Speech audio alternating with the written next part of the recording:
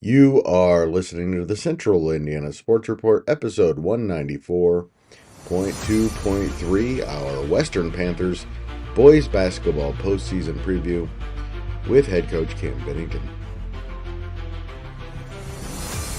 You're listening to the Central Indiana Sports Report with your host, Greg Mengels. Welcome, basketball fans, to our Western boys basketball postseason preview. It's that time. It is March 4th, 2025. It's a Tuesday, so it's another day for the Central Indiana Sports Report. I'm your host, Greg Mengel, coming to you today from Stage 22 in Elwood. Producer Susie is in the control room in Jeffersonville. It has been a very interesting season for the Western Panthers in their second year under head coach Cam Bennington. Western won just 5 games last year, then this year started the season 6-1. And it was a season of ups and downs, but mostly ups. They finished the regular season 13-10, winning 3 of their last 4 games. And although certainly not the favorites at the Class 3A Sectional 23 at Logansport, you certainly have to put Western in one of the contenders.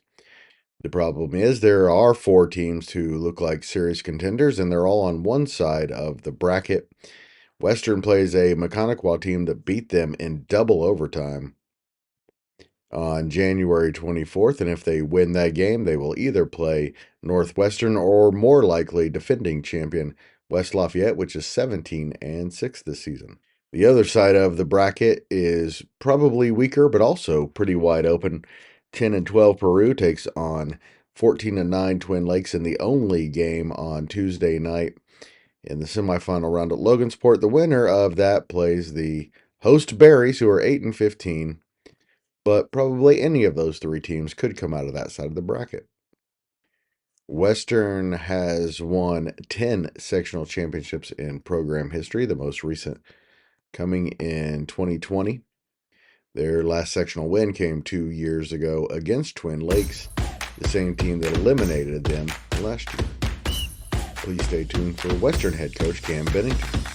You're listening to the Central Indiana Sports Report with your host, Greg Mengels. Joined now by Western head coach Cam Bennington, heading into the sectional at Logansport, a sectional that is pretty wide open. A lot of teams have to feel like they can win it. Also, though, Coach, in order to win the program's first sectional since 2020, the path is really tough. You start, of course, on Wednesday night against a 17-5 Maconaquah team that won the Three Rivers Conference. Then, if you win that one, you either play a really good West Lafayette team that knows how to win a sectional championship, or a really good rival team in Northwestern.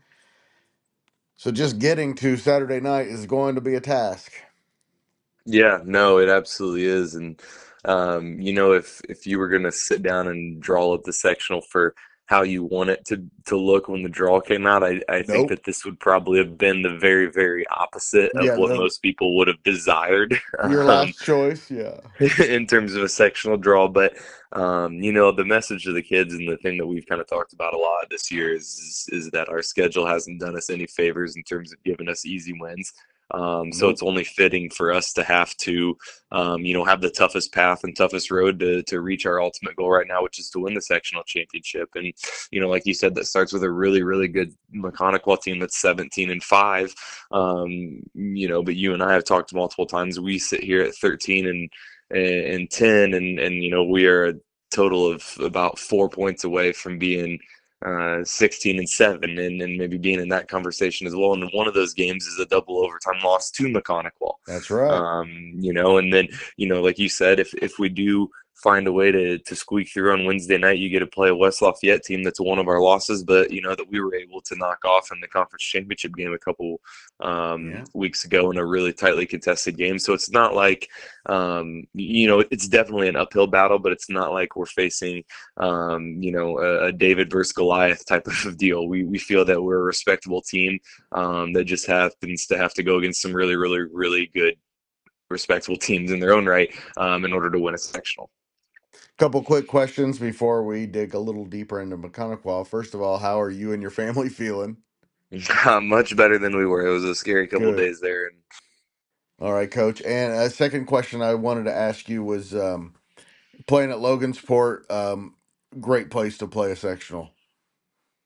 yeah, no, absolutely it is, and it's a great gym. It's a historic gym. It's got a lot of history, and there's been a lot of big games played there. And it's a gym that I was fortunate enough to play in growing up at Twin Lakes, and Right. I've gotten to coach in a couple times. And the history in there is great, and it's just a really really great venue to host a tournament, and I'm sure the crowds will show up, and it'll be a fun atmosphere over in Logansport. All right, McConaughey's got one of the best players in Central Indiana, and he is far from alone. How do you defend the Braves? Yeah, I mean, I think you have to defend him by committee because you can sit here all you want and say, we're going to take away Josiah Ball and we're going to limit him and take away his points. But at the end of the day, are you going to be able to do that to the guy that's top five in the state in scoring to begin with? And then if you are capable of doing that or successful in doing so, you're probably committing a bunch of resources to him, and now you're leaving guys like AJ Kelly and Fuddy Kyle available who both had really good games against us the first time we played them. Right. So I don't think that there is a one size fits all approach for this is how you defend the Braves. I think it's just a matter of not letting them get multiple opportunities. They're too good to have multiple chances to score. So I think you have to play really, really hard. You obviously have to get back in transition defense with how fast they like to play, and make them score against the set defense. But even when you do that, they're good enough to score. So when you are lucky enough to get the misses and you earn the misses with your defense, you got to make sure you limit them to only one opportunity. And most of the time, when you play a 17-win conference champion, you might be a little intimidated by that going in, but that you had every opportunity to beat this team, so there's no reason you can't do it again. Yeah, no, absolutely. We've talked about that multiple times. We rewatched our entire game with them from the first time we played them the other day in a film session as we started to prepare for them to point out how great we played at times in that game, but also we made a lot of mistakes and a lot of things that we needed to clean up from the first time. And with all that being said, and with all the mistakes pointed out, we still, had a chance to win in regulation, and they hit a tough shot. Then you think you have them beaten the first overtime, and then Josiah Ball makes an amazing shot. And then you have a chance to send it to a third overtime with a possession late in the second overtime game. So, we were right there with them. Again, I think that, our schedule has done us no favors in terms of getting wins, but I think it's done us a lot of favors in terms of getting us prepared for games like this in the sectional. So, I'm not going to say it's just another a game for us because they're not just another opponent, but luckily, we've played in a lot of big games against a lot of really good teams this year. So we're just excited for another challenge.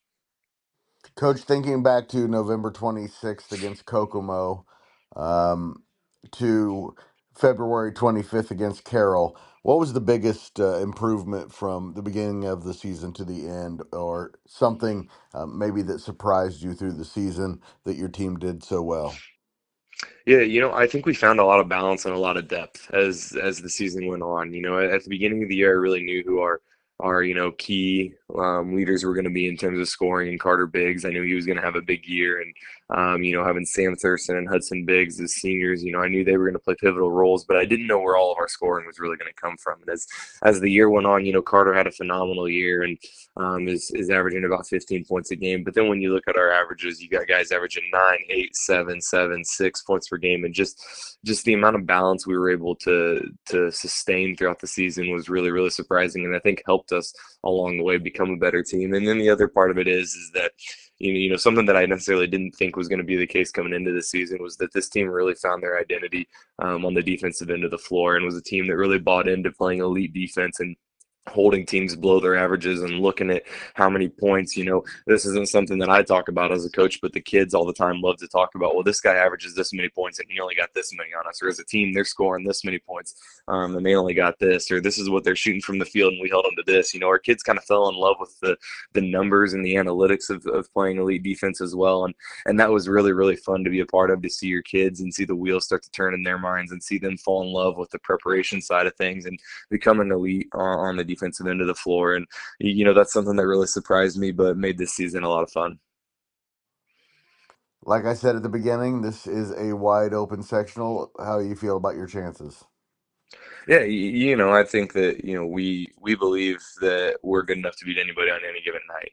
We've never walked out onto the floor once this year and thought that we were going to have a really tough time getting the job done tonight. Like we believe in what we do and think that we've put ourselves in the best position possible to be successful this week. And I think we're playing our best basketball at the right time right now. So that's part of it, but there's a lot more that goes into it than that. And there's a lot of really good coaches, and it's going to take some good coaching. And we're going to have to shoot the ball well. And there's a lot of variables that go into it. But I'll say that I trust our kids. I believe in our kids. There's nobody I'd rather go into this tournament with than the guys that I'm going to battle with. And when we play to our potential, I think we got a chance to be pretty hard to stop. Last question, Coach. Clinton Prairie or Carroll? Man, they're both two really, really, really good teams. That's a tough one, but I will say that when we left that Clinton Prairie game, I looked at my assistants and said they got a chance to win the 1A state championship. So, if you told me that I had to make a pick, I would probably pick Clinton Prairie, but that's no disrespect to Carroll because they are both two really, really good teams. Thanks so much to Cam Bennington for joining the Central Indiana Sports Report to talk with all of our listeners. And thank you for listening. Always appreciate it. Please go subscribe at our YouTube channel, even if you're already subscribed elsewhere. And if you're interested in helping us out, please tell your friends about the Central Indiana Sports Report.